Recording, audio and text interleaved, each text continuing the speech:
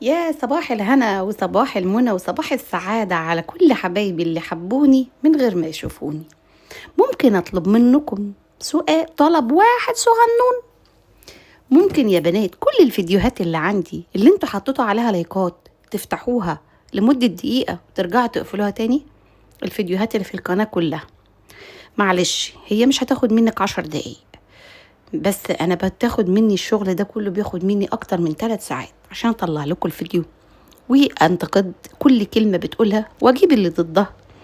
طيب احنا هننتقد ايه يا بنات؟ هننتقد اللايف بتاعها اللي كان معدي علينا، اللي كان ايه؟ اللي كان بتدور فيه على عريس ترقص معاه سلو.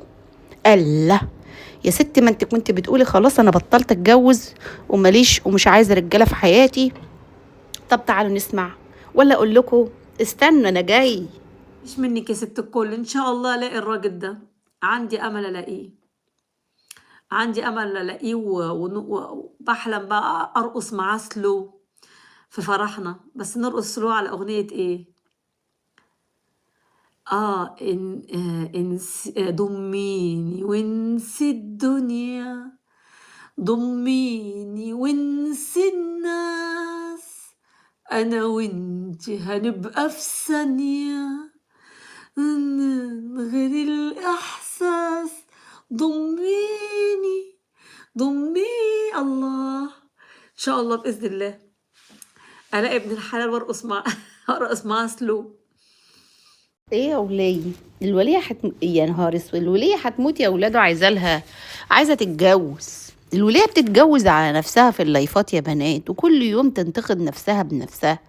ما قبل كده قالت انا مش صغيرة، وحتى لو صغيرة مش هفكر في الجواز تاني. الله، ايه يا حاجة؟ هو احنا كنا امبارح الاستغفار والنهاردة هنطلع بايه؟ بالطيار ولا ايه؟ طب استنوا ما اجيب لكم المقطع اللي جاي علشان انا جاي.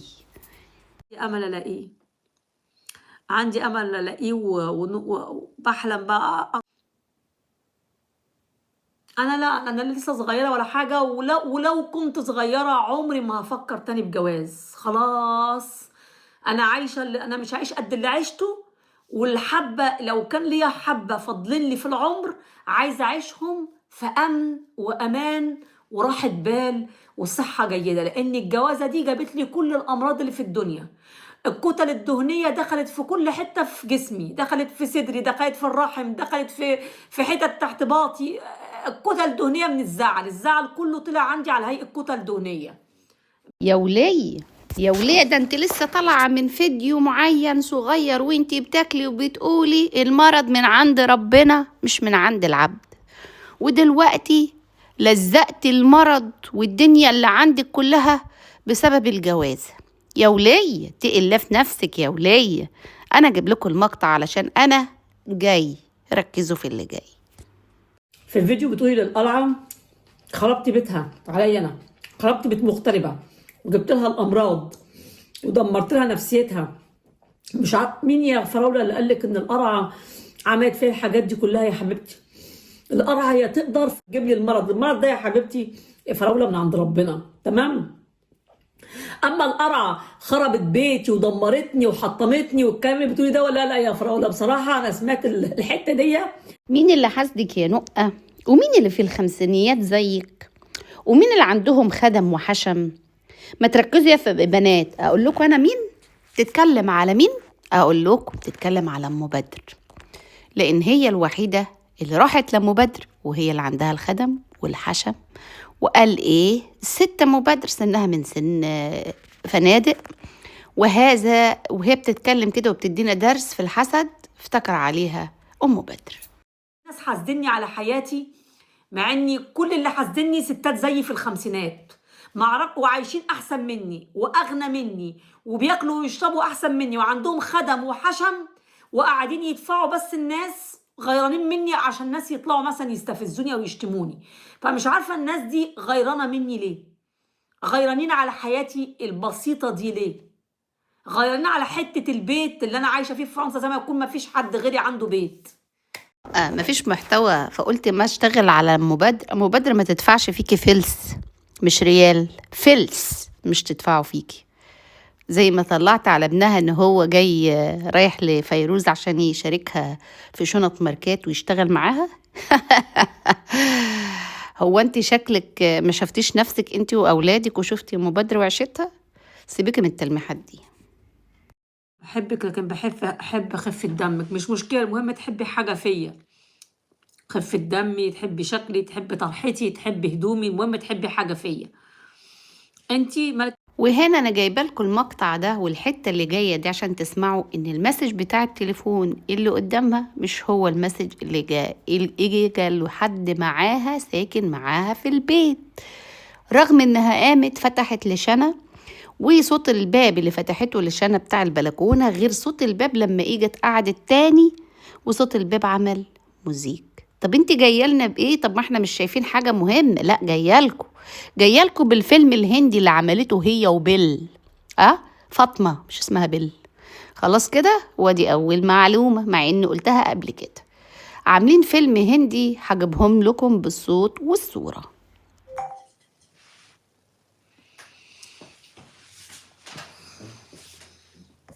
بصوا بقى، تعالوا نتكلم في موضوع مهم. عايزة اتواصل معاكي ازاي؟ عايزة تتواصلي معايا ليه؟ جايبه لي هدية، ولا عايز تبعتي لي فلوس، ولا عايز تبعتي لي هدايا، ولا ايه؟ قولي لي عايزة تتواصلي معايا ليه؟ وادي اول القصيده زي ما انتوا شايفين. عايزة تتواصلي معايا ليه؟ مع انها كان كل ما حد يسألها تقول لها انا اتواصلي معايا على الانستجرام، لا كان بتسأل على فلوس ولا كان بتسأل على اي حاجة من اللي هي بتقول فيها دي خالص، لان ده فيلم سبكته هي وفاطمة بيل علشان خاطر إذا في متابعين وإذا في حد عايز يساعدها وهيعملوا الفيلم الهندي. أهم حاجة يوصلوا الناس إن الكارد بتاع الرضا 25,000 يورو. يا كدابة!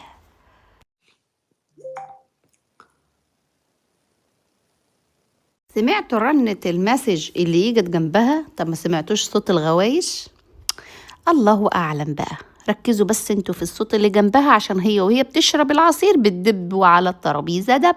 طيب شوفوا بقى التعليق اللي جالها اللي بلابيله، قالت هخش من كذا اكاونت ونشتغل المتابعين. والله زي ما بقول لكم كده. طب هتشوفوا هي هتقول ايه. واحده قال داخله لها من امتى اللي عنده نت وعنده تليفونات لا، بيطلب انا عايزة اللي يساعدني. يعني انت دوري لي على حد كمان يساعدني معاكي. انت دوري على حد يساعدك وشوفي لي حد معاكي يساعدنا احنا الاتنين لوجه الله. انت مدرسة؟ لا، انا مش مدرسة. ايوه، انا بفتح بس عشان الم فلوس، من قد ما بينزل عليا الفلوس قوي، من قد ما الفلوس والاستقرار بتنزل عليا، قاعدة فاتحة لكم لايفات كل يوم.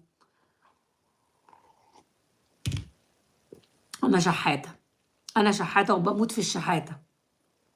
انا بحب اشحت. اللي يا جماعة معاه حاجة يدهاني، ما عندوش يحط لي لايك. اللي عايز يحط ستيكر يحط، اللي عايز يبعت لي فلوس يقولي وانا احط له عنواني على المنتدى. تمام. اللي عايز رقم تليفون في تليفوني عشان يبعت لي فلوس برضو يتصل يقول لي عايز رقم تليفونك وانا هبعت له اسمي وعنواني يبعت لي فلوس. تمام. واحط له الرقم البنكي. من هنا هتبتدي بيل تبعت الرسائل من الاكونتات اللي هي متفقة معاها عليها، وقالت لكم انا شحاته وبحب الشحته، وقالت لكم انا بفتح لايفات عشان عايزه الفلوس. الاغراض وكل كلامها انها عايزه تلم فلوس، كل كلامها كله انها عايزه تلم فلوس. ركزوا كويس خلاص في اللي جاي علشان انا مش جاي. انا بحب الشحاتة، بعشق الشحاتة، عايشة على الشحاتة.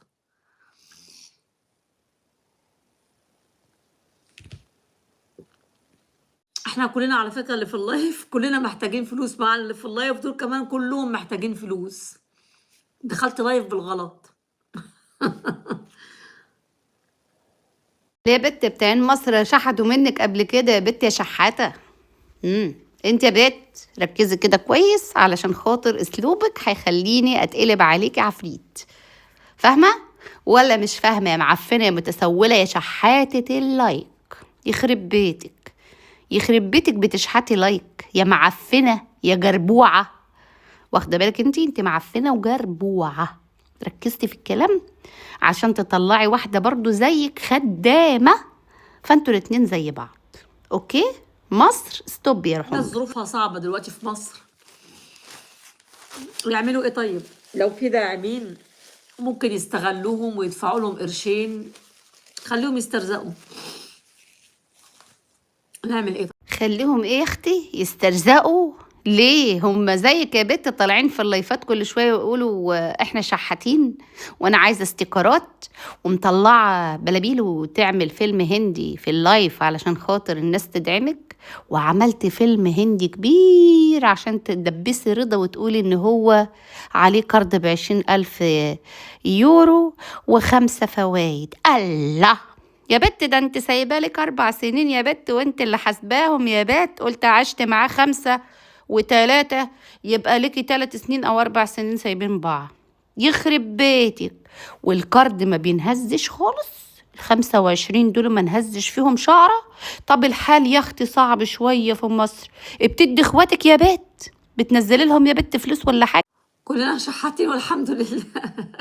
حبايبي، ده انتوا حبايبي والله، احلى حبايب. ربنا يخليك يا استاذ زهير، ربنا يخليك. اهل الجزائر دول على راسنا من فوق.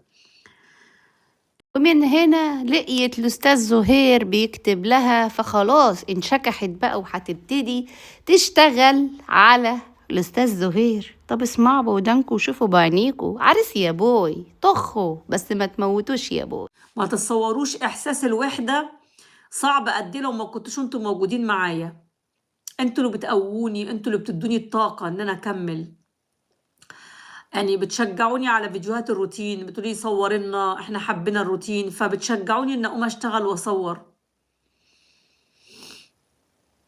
آه...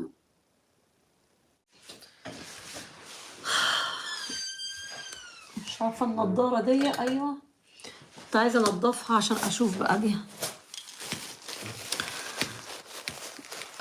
يا لهوي سمعتوا المقطع اللي قبل ما اسجل لكم دلوقتي؟ هتسمعوا صوت الباب وهو زيك بعد ما تقعد.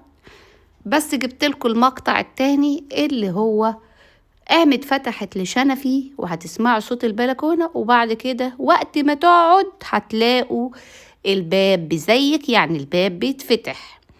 وعملت نفسها بتدور على النضارة، قال ايه علشان تشوف الايه التعليقات. اتفضلي، عايزه تطلعي؟ لا ما تتاخريش، اتفضلي.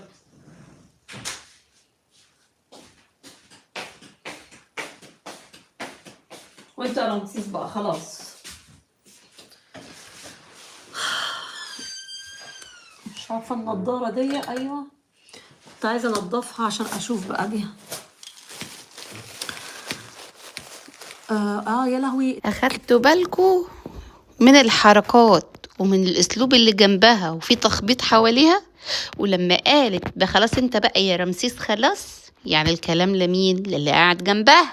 طيب تعالوا بقى، جبتلكوا حتة كده من مقطع. هل انت لو انت بتاكلي هتقولي على نعمة ربنا انا مش عارفة الراجل كان بيجيب لنا كبدة ايه، كبدة حمير ولا كبدة ايه؟ انا اقول لك يا حبيبتي، عارفة كبدة ايه؟ كبدة هوهو. علشان كده انت طالعة علينا بالشكل ده. عارفين بقى احنا صغيرين كنا بنروح نجيب من عند الراجل بتاع العربيه سندوتشات كبده نفس الطعم. طبعا مش نفس الطعم، بتاعتي احلى. هو مش عارفين هو كان بيبقى حاطط كبده ايه، كبده حمير ولا ايه. من آخر مرة تاكلي فيها الكبدة في مصر كان الرغيف عامل ازاي؟ معلش، ما هم ما كانوش يعرفوا ان في جاموسة بتاكل في النجيلة، لا النجيلة بتخلص ولا الجاموسة بتشبع. هم ما خدوش بالهم من الحتة دي. هم بعد كده لما تروح لهم يبقى قول لهم انا عايزة دبل، عايزة 2 في بعض علشان خاطر تشبعي، لان الجاموسة. اخر مره اكلتها في مصر لقيت الفينو انقرض بقى رفيع، وحط لنا في السندوتش ريحه الكبده. مش عارفه ليه سندوتش العيش كده او السندوتشات انقرضت. يعني بقوا يعملوا عيش خصوصي بتوع الكبده، والعيش الفينو بقى رفيع وطويل، يعني عامل زي، بصوا عامل زي المزايا.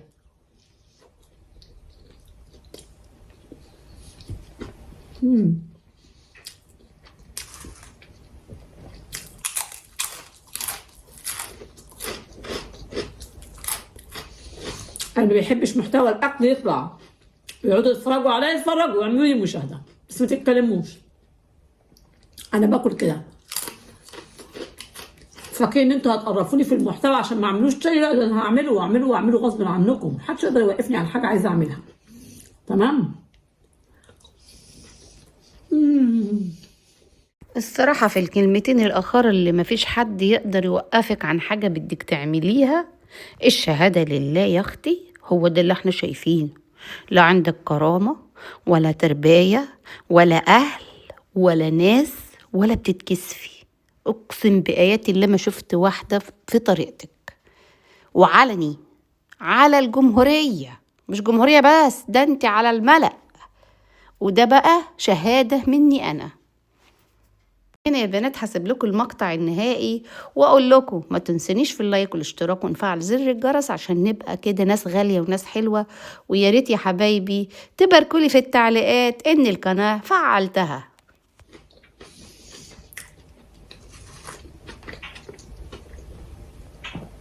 بتتعمل بالثوم والفلفل الحراق. هو الصراحة ان اخوكي كان شغال عند واحد بتاع كبدة، وكان شايف المهنة ماشية ازاي، وهي دي الصراحة. اما ما عجبتنيش بصراحة دي. انت ممكن تقولي بكدبة، بفتوى، ممكن تجيب المصحف تحلفي عادي، لا مبالاة، واخده بالك؟ فياريت خففي شوية من حلفانك عشان تزودي شوية من استغفارك، واعملي بالفيديوهات بتاعتك. دنيا تانية. هو بصراحة أخويا كان بياكل كبدة من عند واحد، وكان بتعجبه قوي، وكان دايما يتحايل عليه يقول له على الطريقة. ففي الآخر قال له هديك الطريقة عشان أنا بحبك، عشان أنا حبيتك، واداله الطريقة بقى، السر بتاع طريقة عمل الكبدة. انا ما بعملهاش زيه، بس هو بيعملها برضو بطريقه جميله جدا. عايزه افتح لو حتى اخد شويه جرجير، ان اخويا بيحط في السندوتش احيانا جرجير مع الطحينه، فهو برضو بيعملها بطريقته بس فظيعه. انا عامله كبده. يا لهوي يا نقة، مش كفاية انت علينا يا اختي؟ والنبي كفاية انت علينا، بالله عليكي كفاية انت علينا وعلى اللي احنا بنسمعه وبنشوفه على اليويو ده. الله، كمان عملت لنا الكبدة يا بيت، كبدة شوارع. مش كفاية انت يا اختي؟ بنات باركولي في التعليقات قلتلكوا، ويبقى اسمعوا الإعلانات على الفيديو. من هنا بقول لكم باي باي. الشوارع يعني دي كبده الشوارع اللي احنا بناكلها ايه على العربيات، بس على احلى.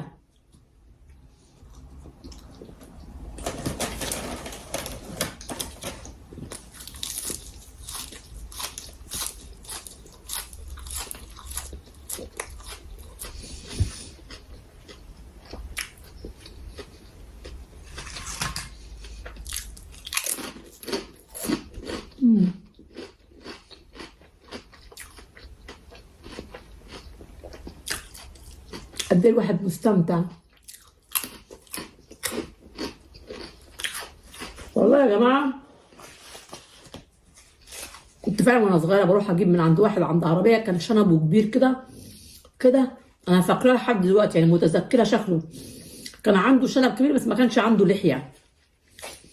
كنت ساعات بقول ايه اجيب من عنده ولا شكله بيقرف، فكنت بجيب يعني. كانت ريحه الكبده وانا ماشيه كان بيعجبني ريحتها من عنده قوي، وكنت باكلها وانا مغمضه عينيا.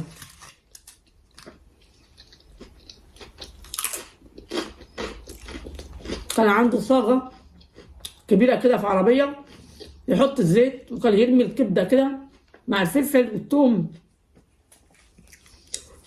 الريحه بتاعت الشوارع، اللي هو الناس اللي بيعملوا الاكل الشوارع، سجق الشوارع وكبده الشوارع، سبحان الله. الواحد بقى ماشي مثلا جعان ويشتهي بقى عايز ياكل اكل الشارع ده.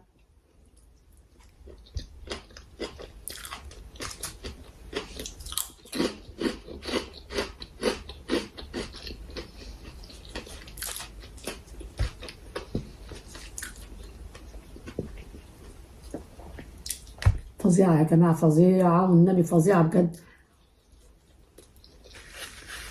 اتفضلوا معايا، لا بجد.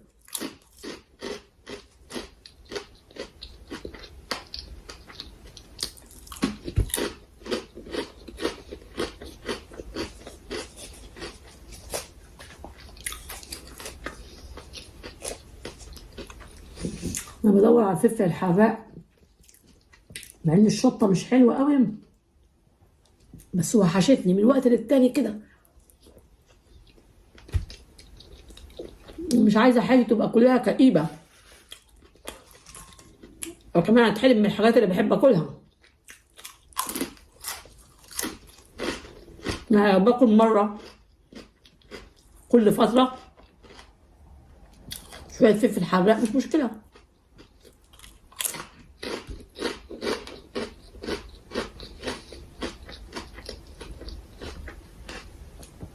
اكل شوية زبادي ولا كفاية؟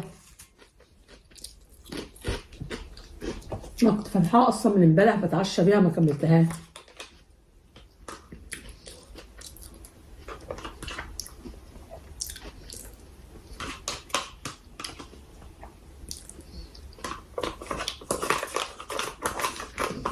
نوعية الزبادي دوا بجد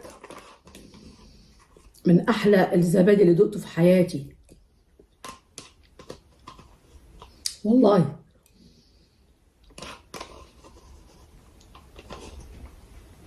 ممكن تحطوا عليه شوية عسل نحل وجوز هند، وتروحوا في حتة تانية بقى، حتة تانية خالص. ممكن تحطوا عليه مثلا ايه، ذرة من حمض الليمون مع شوية قرفة، هيديكوا طعم الصوبيا شوية.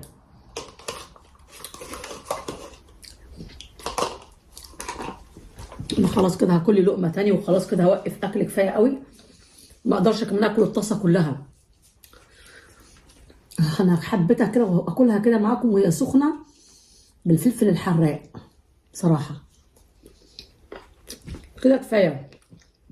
كنت جايبة نص كيلو، ما اقدرش اكل كل نص كيلو، وحاسة ان قربت تجيلي زغطة كده.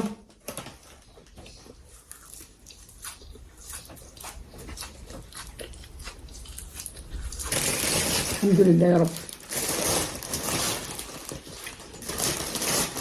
اللهم ديمها نعمة عليها واحفظها من الزوال.